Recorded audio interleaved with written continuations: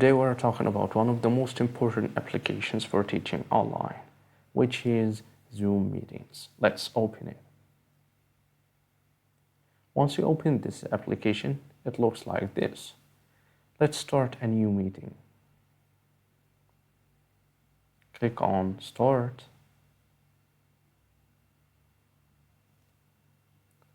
Now we got the application ready. Let's check the options that we have inside this application. Let's check them from left to right. At first we have this icon, the mic. By this icon you can stop your voice or enable it. If you click here, it's stopped. Click again, your mic is open and everybody can hear you. Next to this icon we have an arrow here. If you click on this one, it gives you some options like the source of your voice, like if you're wearing a headset or if you have a mic like that I'm using right now. And from here you can choose the source of the sound of your computer, the speaker. Next here we have this icon, video. You can stop your camera from here and you can turn it on again. I don't have a camera here. Let's check this arrow, and here you can choose the source of your camera or your video, and you can control the background from here. You can blur your background if you don't have a good background. By this icon, you can check the participants in this meeting. Click on it. I'm the only one here. I don't have students right now. If you have students, you will find them under your name or under your profile. Here,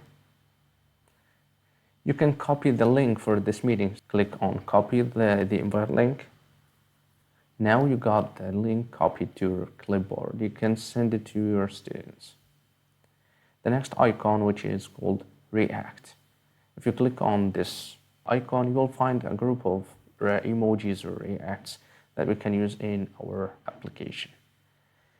You have multiple options here and multiple kinds of emojis. Here, by this one, you can raise your hand, and this is for your students. If they have a question, they can click on this icon and the hand appears here. This means that they want to ask you a question, and they can lower their hand from here. Next, share. And this is the button or the icon that I like most. By this one, you can share your screen with your students. If you are showing them something on a book or on a PDF file or using a video to show them something, just click on share. And here we got multiple options. We have many other open applications that we can share with our students.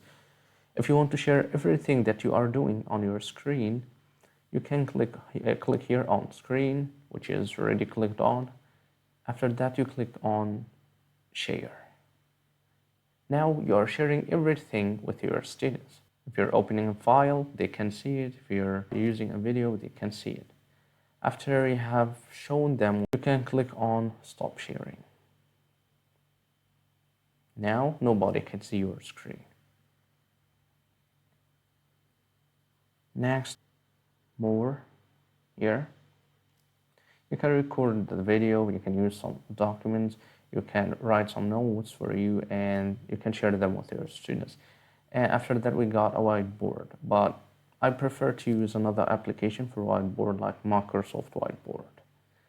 After that, here we have end. Here you can stop this meeting. Okay, we have two options: end the meeting for everyone or just to leave the meetings. Let's click on end the meeting for all after I finish.